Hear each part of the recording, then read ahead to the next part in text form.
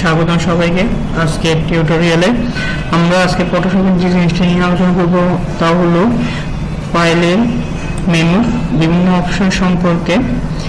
ফাইলের যতগুলো অপশন আছে সবগুলো নিয়ে যদি এই টিউটোরিয়াল আলোচনা করতে চাই তাহলে টিউটোরিয়ালটা অনেক লম্বা হয়ে যাবে, তাই আমরা কয়েকটা টিউটোরিয়াল ভাগ করে টিউটোরিয়ালটা করবো ফাইল মেনুর জন্য।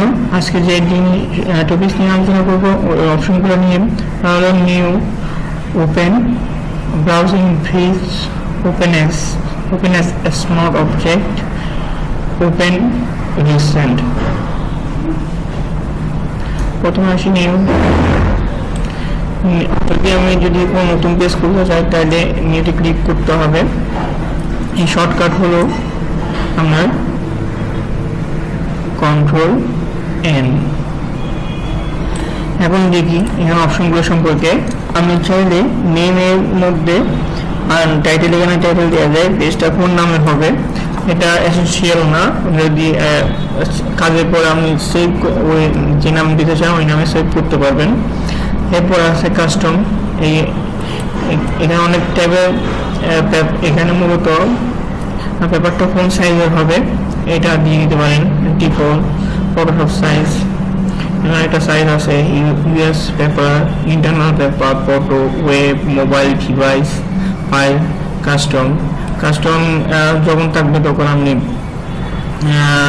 নিজের মতো করে পেপারের সাইজ দিতে পারবেন। যেমন এখানে ওয়েটের পাশে আছে আপনার ওয়েটটা কি ইঞ্চিতে হবে নাকি সেন্টিমিটার হবে এটা সিলেক্ট করে দিতে পারেন। আমি এখানে ইঞ্চি দিব না, পিক্সেল দিই। দেখতে পাচ্ছেন 100 দিই।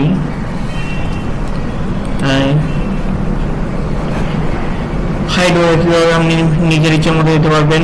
রেজুলেশন আপনি এখান থেকে কমায় বাড়াই দিতে পারবেন। আপনার এমনি কাজ করার জন্য 72 রেজুলেশন রাখতে পারেন। যদি প্রিন্টিক্যাল চান তো ওই ক্ষেত্রে আপনার 150 থেকে 300 রেজুলেশন করতে পারেন। আর এরপর হলো কালার মোড। আপনার পেজের কালার মোডটা কিরকম হবে এখান থেকে সিলেক্ট করে দিতে পারবেন। এখানে আছে bitmap, grayscale, RGB colour, CMYK colour, lab colour. আমরা আরজিবি কালার রাখবো, আর সিএম, ওয়াইকে, আরজিবি দুইটা বহু ব্যবহৃত কালার মোড। এরপরে আছে আপনার বিট, ওই কালার মোডটা কত বিটের হবে, 8 বিটের হবে না 16 বিটের হবে না 32 বিটের হবে। এরপর আমি চাইলে এখান থেকে ব্যাকগ্রাউন্ডের কন্টেস্ট কালার চেঞ্জ করে দিতে পারেন। পেজের কালার কি হবে, ব্যাকগ্রাউন্ড কালার দিতে পারেন। ব্যাকগ্রাউন্ড কালার দিলে এখান থেকে আপনার কালার বক্স আছে পাশে, ওখান থেকে কালার সিলেক্ট করে দিতে পারেন। এরপর আছে ট্রান্সপারেন্ট করে দিতে পারেন। এটা আপনি লক্ষ্য করবেন ওয়ের হাইট নিলে কিন্তু টোটাল ইমেজের সাইজ এই জায়গায় চলে আসে।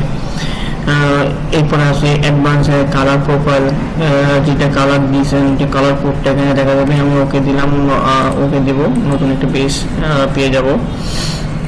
একটু সময় লাগছে কারণ নতুন একটা পেজ পেয়ে গেলাম। এরপর অপশন হলো আপনার ওপেন।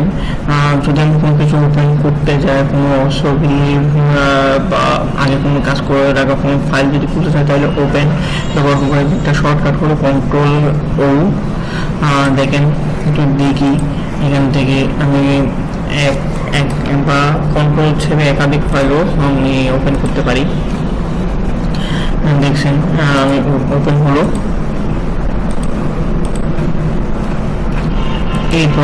এরপর আমার হলো ব্রাউজিং ব্রিজ। এইটাও আমার এটা ক্লিক করার সাথে সাথে আপনার লগ ইন চাইবে। এটা মূলত আমরা একটা ব্রাউজার দ্বারা আপনার ইমেজকে ওপেন করার সুযোগ দেয়, সাথে কিছু এডিট করার ব্রাউজ করার সুযোগ দিবে। যেহেতু এখানে এই অ্যাপ্লিকেশনের লাইসেন্সকৃত নয়, সেজন্য এটা আপনার আসতেছে না।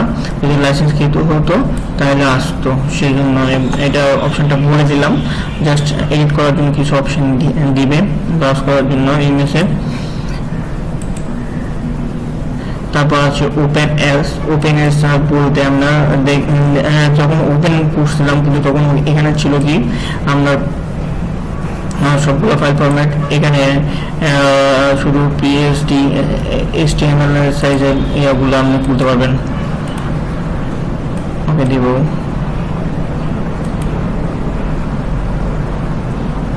সরি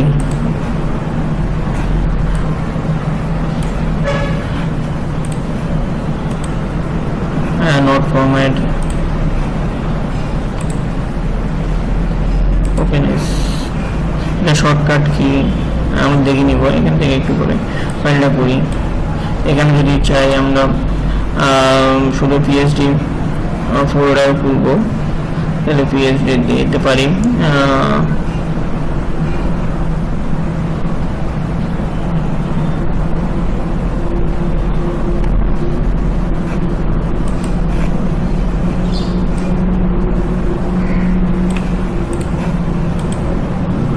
দেখতে পাচ্ছেন খুললো। এরপর অপশনটা হলো আপনার ওপেন এস স্মার্ট অবজেক্ট। এটা মূলত আপনার কি করবে, কোন স্মার্ট অবজেক্ট বলতে আপনার কোনো আদার কোনো ফাইল পিডিএফ ফাইল হতে পারে, পিডিএফ ফাইল করতে পারেন। এটা মনে রাখবেন ভিডিও এখানে ইয়া হবে না, কারণ ফটোশপ হলো আমার ইমেজ এডিটর সফটওয়্যার, সেজন্য আপনার কোনো অ্যাডভান্স অবজেক্ট বলতে আপনার কোনো ভিডিও ইয়া হবে না। আপনার পিডিএফ ফাইল করতে পারেন, ডকুমেন্ট টাইপের ফোল্ডার খুলতে পারেন।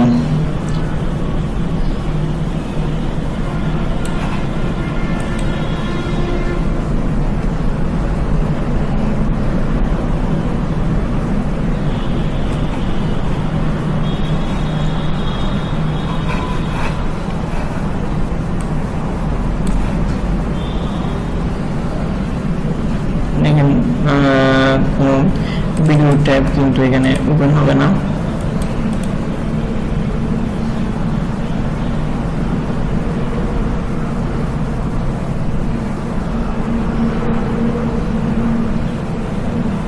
একটু সময় নেবে প্রসেস হতে।